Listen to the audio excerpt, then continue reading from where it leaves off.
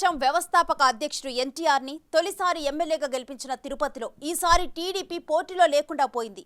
అటు assembly segment తో పాటు తిరుపతి లోక్సభ సెగ్మెంట్ సైతం పొత్తుల్లో మిత్రపక్షాలకు వెళ్లిపోయాయి. అదే టీడీపీ శ్రేణులకు మింగుడు పడటం లేదు. దానికి తోడు అసెంబ్లీ స్థానం దక్కించుకున్న జనసేన, ఎంపీ స్థానం దక్కించుకున్న బీజేపీలు పక్క సెగ్మెంట్ నుంచి వచ్చిన వైసీపీకి సీట్లు ఇవ్వటం తెలుగు తమ్ములకు ఆగ్రహానికి కారణమైంది. సొంత పార్టీలో నేతలు లేనట్లు వలస నేతలకు టికెట్లు ఇవ్వటమేంటని టీడీపీ నేతలు భగ్గుమంటున్నారు.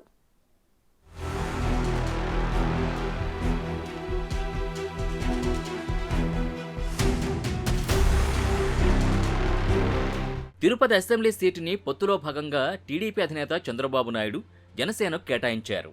మదనపల్లి, చిత్తూరు స్థానాల్ని జనసేన కోరినప్పటికీ కీలకమైన తిరుపతి స్థానాన్ని టీడీపీ త్యాగం చేసింది.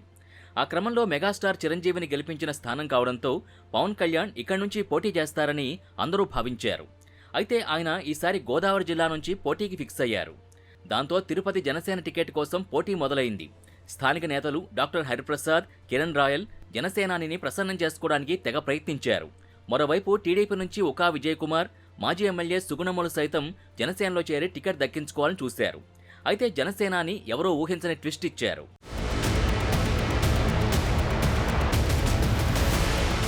చిత్తూరు వైసీపీ ఎమ్మెల్యేగా ఉన్న ఆర్ఎన్ శ్రీనివాసులు ఈసారి టికెట్ దక్కకపోవడంతో వైసీపీకి రాజీనామా చేసి జనసేన పంచుకు చేరారు.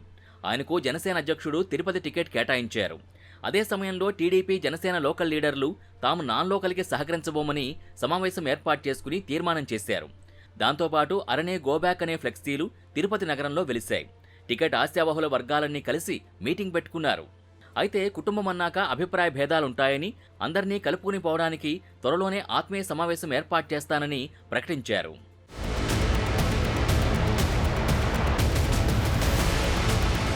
సరే, తిరుపతి అసెంబ్లీ సెగ్మెంట్ వ్యవహారం అలా ఉంటే బీజేపీ కేటాయించిన తిరుపతి లోక్సభ సెగ్మెంట్కు సంబంధించి రచ్చ మొదలైంది. ఇప్పుడు గూడూరు వైసీపీ ఎమ్మెల్యే వెలగపల్లి వరప్రసాదరావు బీజేపీలో చేరిన గంటల వ్యవధిలోనే తిరుపతి ఎంపీ టికెట్ దక్కించుకున్నారు.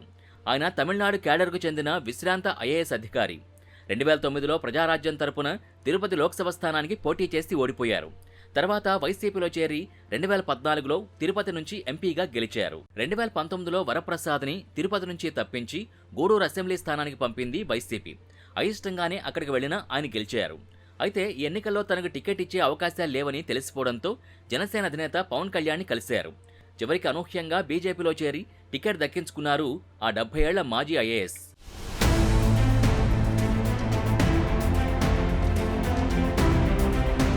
టీడీపీ, జనసేన, బీజేపీ కూటమి నుంచి వైసీపీ వలస నేతలు ఆర్ఎన్ శ్రీనివాసులు, వరప్రసాదులకు టికెట్ కేటాయించడంపై టీడీపీ, జనసేన నేతలు అసహనం వ్యక్తం చేస్తున్నాయి. నాన్ లోకలైన శ్రీనివాసులకు ఇవ్వడంపై మాజీ ఎమ్మెల్యే సుగుణమ్మ ఆగ్రహం వ్యక్తం చేస్తున్నారు. తిరుపతి ఎమ్మెల్యే టికెట్పై మరోసారి పునరాలోచించాలని కూటమి అధినేతలకి సూచించారు. ఎక్కడి నుంచో వచ్చిన వారికి తాను మద్దతిచ్చిన పార్టీకి వ్యాఖ్యానించారు. రాష్ట్రమంతా చేసిన చంద్రబాబు సర్వేలు తిరుపతిలో ఏమయ్యాయని కన్నీళ్లు పెట్టుకుంటూ ప్రశ్నించారు. మరోవైపు తాజాగా బీజేపీ నుంచి వరప్రసాద్ ఎంపీగా పోటీ చేస్తుండటంపై సుగుణమ్మ తీవ్రంగా ధ్వజమెత్తారు. ప్రజల కోసం ప్రజల్లోనే ఉంటాను, మా ఇల్లు ఎప్పటికీ కూడా తలుపులు తీసే ఉంటాయి, ఎవరికి సహాయం కావాలన్నా కూడా నేను వారికి అందుబాటులోనే ఉంటాను, నేను ఎమ్మెల్యే అయినా కాకపోయినా. కాబట్టి నేను చెప్పేది ఒకటే, ఈరోజు మేము కోరేది ఒకటే, సరే కూటమికి ఇచ్చేసామని చెప్పారు, బాగానే ఉంది. మనం అందరం కూడా మరి మన ఒకే ఒక అభిప్రాయం, మన రాష్ట్రానికి ప్రజాస్వామ్యాన్ని పరిరక్షించబడాలి, అదేవిధంగా రాష్ట్రంలో సుపరిపాలన రావాలని మనం అందరం కూడా ఒక మంచి నిర్ణయం తీసుకున్నాం. ఆ నిర్ణయానికి ఎవరైనా కూడా తలొగ్గి మనం పనిచేసే ధ్యేయాన్ని మనము నిర్వర్తించుకోవాల్సిన అవసరం ఉంటుంది. కాబట్టి అలాగే జనసేన కేటాయిస్తే కూడా మన తిరుపతి నగర తెలుగుదేశం క్యాడర్ అంతా కూడా అలాగే ఉంది. మొత్తానికి సొంత పార్టీల్లో నేతలు లేనట్టు అటు జనసేన, ఇటు బీజేపీలు వైసీపీ నేతల్ని అరువు తెచ్చుకుని టికెట్ ఇవ్వడంపై జనసేన శ్రేణులు తీవ్ర అసంతృప్తితో కనిపిస్తున్నాయి. మరి ఈ పరిస్థితిని మిత్రపక్షాల బాసులు ఎలా సెటరేట్ చేస్తారో చూడాలి.